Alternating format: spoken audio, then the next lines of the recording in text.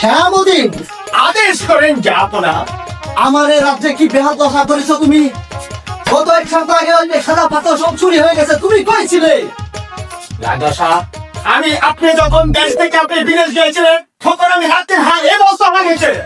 তোমার এই রাজ্যের টাকার কোনো অধিকার নেই।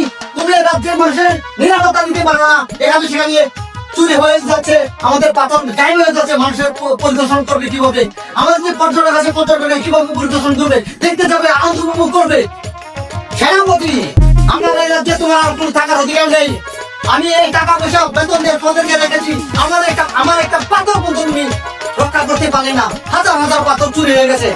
দরকার নেই আমার এই রাজ্যে টাকা। বের হয়ে যাও আমার এই রাজ্য থেকে। এত সৈন্য, হাজার হাজার সৈন্য এই বেতন দাঁড়িয়ে রেখেছি। আমার দেশের একটা পাথর মতো তোমরা রক্ষা করতে পারে না। আমি অন্য দেশের সাথে কিভাবে যুদ্ধ করবো তোমাদেরকে নিয়ে, সে ভরসা আমার নেই। আমি রক্ষা করতে পারলাম না আমার সোনার বাংলাদেশ, রক্ষা করতে পারলাম না। বিদায় সোনার বাংলাদেশ, বিদায়। আমি কি বলবো? আজকে রাজা সাহেব অনেক বড় চিন্তিত।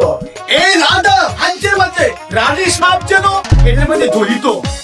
আর কি বলবো, আমার বয়স নামে গিন্নি জড়িত।